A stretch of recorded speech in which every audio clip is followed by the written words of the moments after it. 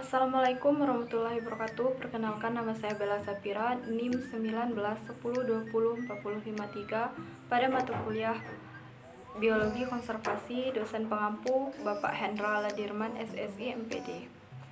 Baik, di sini saya akan menjelaskan yang pertama, pengantar konsep biodiversitas. Biodiversitas atau keanekaragaman hayati merupakan suatu proses yang sangat lama, sehingga sampai saat ini kita mengenal bermacam-macam makhluk hidup, bahwa biodiversitas memiliki fungsi secara biofisik dan secara ekologi yang dapat memberikan dukungan terhadap kehidupan dan kesejahteraan manusia.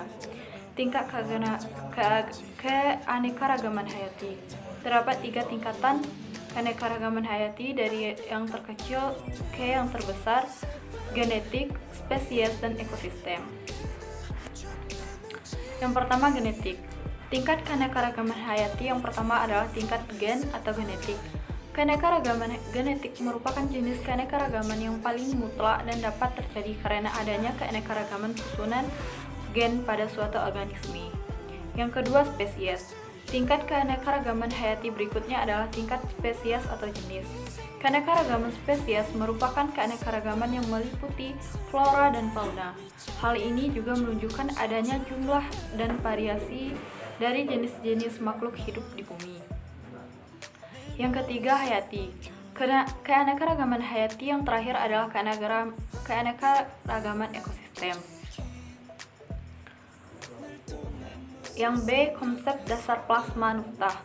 Plasma nuktah merupakan substansi yang mengatur perilaku kehidupan secara turun-temurun, sehingga populasinya mempunyai sifat yang membedakan dari populasi yang lainnya.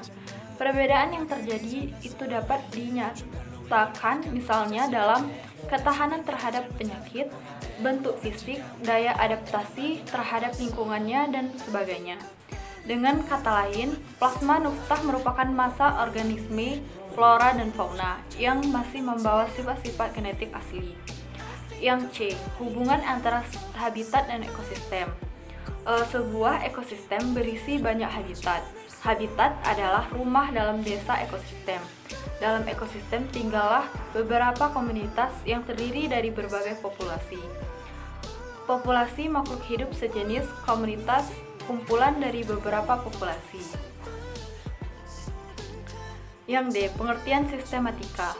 Sistematika atau sistematika biologi adalah bidang biologi yang luas yang mempelajari diversifikasi spesies. Sistematika mempertimbangkan spesies yang masih ada dan punah, dan juga mempertimbangkan hubungan evolusi spesies secara menyeluruh. Selain itu, ia mengatur praktik taksonomi termasuk penanaman, menggambarkan, mengidentifikasi, dan melestarikan spesimen spesies. Selain itu, disiplin ini mempelajari sejarah evolusi dan adaptasi lingkungan spesies. Pembentukan pohon evolusi, pohon filogenetik atau kladogram adalah salah satu tujuan utama sistematika. Sebelum pembentukan pohon evolusi, para peneliti melakukan penyelidikan serius terhadap sejarah kelompok spesies tertentu, dan mereka menganalisis data yang dikumpulkan seperti karakteristik, anatomi, dan molekuler, serta hubungan dengan kondisi lingkungan, dan lain-lain sebagainya. Yang E, pusat keanekaragaman spesies. Keanekaragaman hayati adalah tingkat variasi wujud kehidupan dalam mengingat ekosistem bioma, spesies, atau seluruh planet. Keanekaragaman hayati adalah ukuran dari kesehatan ekosistem. Keanekaragaman hayati adalah sebagian fungsi dari iklim. Pada habitat darat, sekawasan tropis biasanya kaya, sedangkan spesies dukungan kawasan kutub es lebih sedikit.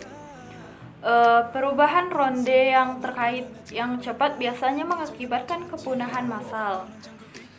Salah satu perkiraan adalah bahwa kurang dari 1% dari spesies yang mempunyai di bumi adalah yang paling mempunyai.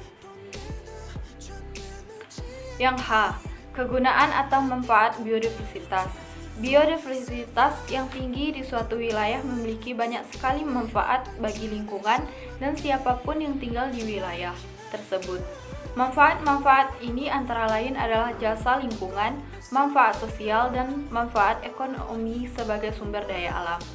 Yang ke-I, pengertian kelangkaan spesies. Kelangkaan merupakan tahap awal dari kepunahan spesies. Pernyataan tersebut dinyatakan oleh Charles Darwin pada tahun 1854, sedangkan menurut Lindley dan Whitaker tahun 2011, kelangkaan adalah kepadatan spesies rendah, hidup dalam kondisi lingkungan atau wilayah geografis sempit. Yang J, analisis masalah konsep biodiversitas. Permasalahan keanekaragaman hayati yang dihadapi di Indonesia pada prinsipnya tidak berbeda dengan tempat lain. Permasalahan ini berakar dari tekanan kegiatan manusia yang dapat berupa pengurangan lahan berhutan untuk pertanian kehutanan, industri pertambangan, dan ekosistem permukiman. Yang K, alternatif solusi konsep biodiversitas. Ada beberapa konsep atau cara yang dapat dilakukan untuk melestarikan keanekaragaman hayati, yaitu dengan reboisasi, tebang pilih, pengandalian hama, dan pelestarian alam. Reboisasi adalah pemulihan lahan yang rusak dengan cara menanam kembali tanaman atau pohon-pohon yang terdapat di wilayah tersebut. Sekian penjelasan dari saya, terima kasih. Semoga ilmu ini bermanfaat untuk kita semua. Saya tutup dengan wassalamualaikum warahmatullahi wabarakatuh.